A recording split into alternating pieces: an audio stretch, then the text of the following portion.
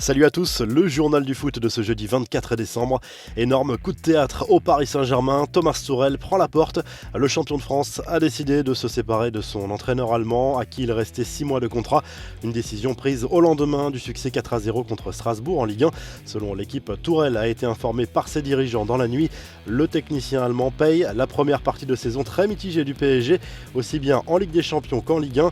Un point devait être fait pendant la trêve et il n'aura pas traîné. Cette décision intervient au lendemain de la diffusion d'une interview donnée par Tuchel à une chaîne de télévision allemande dont certains passages auraient fortement déplu aux dirigeants parisiens.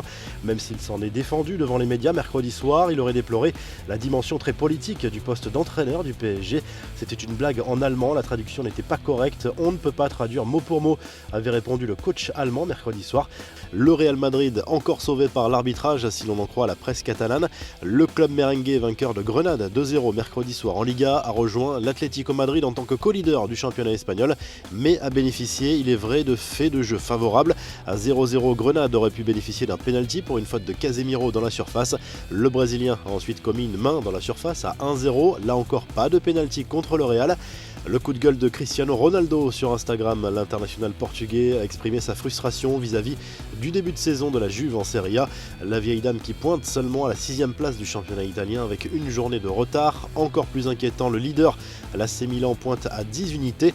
Nous avons clôturé nos matchs prévus pour 2020, une année spéciale à bien des égards, des stades vides, des protocoles Covid, des matchs reportés, de longs arrêts et un calendrier serré. Mais ce n'est pas une excuse pour quoi que ce soit. Nous savons que nous devons donner plus de nous-mêmes. Nous sommes la Juventus, nous ne pouvons tout simplement accepter rien de moins que l'excellence sur le terrain.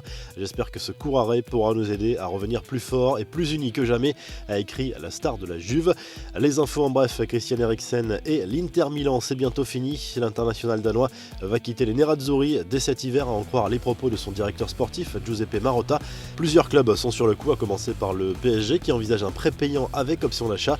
Les abonnés de Téléfoot vont devoir patienter. La chaîne lancée l'été dernier, propriété de Mediapro, va bientôt cesser d'émettre. Se pose alors la question du remboursement. La chaîne du groupe espagnol ne prévoit pour le moment de rembourser que ses abonnés dits over the top qui ont payé d'avance 1 an d'abonnement mais pas les autres. Le message de soutien sur Twitter de Kylian Mbappé qui a réagi au meurtre des 3 gendarmes dans le Puy-de-Dôme mercredi matin. L'attaquant du PSG a écrit un message de soutien aux victimes et à leurs familles. Le champion du monde a pris pour habitude de s'engager sur les réseaux sociaux pour dénoncer les violences, quelles qu'elles soient. En Espagne, l'attaquant basque de l'Athletic Bilbao, Iñaki Williams, s'est offert un record assez dingue. Il a disputé les 172 dernières rencontres de son équipe en Liga et dépasse le légendaire Alfredo Di Stefano qui n'avait pas manqué un match avec le Real Madrid entre 1953 et 1959.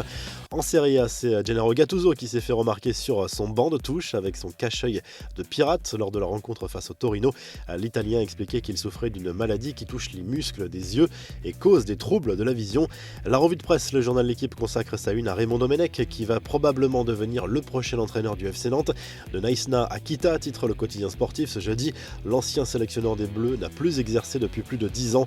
Autre une consacrée à la victoire du PSG contre Strasbourg en Ligue 1, un succès 4-0 qui a mis du temps à se dessiner. Le jeune Timothée Pembele, formé au club, a ouvert le score et profité de l'absence de nombreux titulaires habituels. Enfin, troisième une consacrée à l'Olympique lyonnais qui a fini cette année 2020 par un succès 3-0 à domicile contre Nantes. Toko Ekambi, Kadewere et Paqueta ont marqué pour le club rhodanien qui récupère au passage la place de leader au bénéfice d'une meilleure différence de but que le LOSC. En Italie, la Gazette dello Sport revient sur la soirée de mercredi en Serie A. Le succès 3-2 de l'AC Milan grâce à un but de Théo Hernandez dans le temps additionnel contre la Lazio.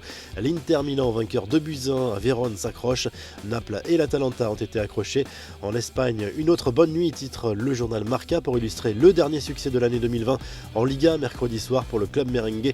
Succès 2-0 du Real Madrid contre Grenade avec un nouveau but signé Karim Benzema. Très bonne fête à tous de la part de toute l'équipe de Top Mercato et à très vite pour un nouveau journal du foot.